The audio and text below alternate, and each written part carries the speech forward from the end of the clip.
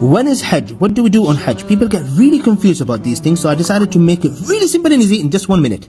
Now Hajj starts on the 8th of Dhul Hijjah, which is the last month of the Islamic calendar.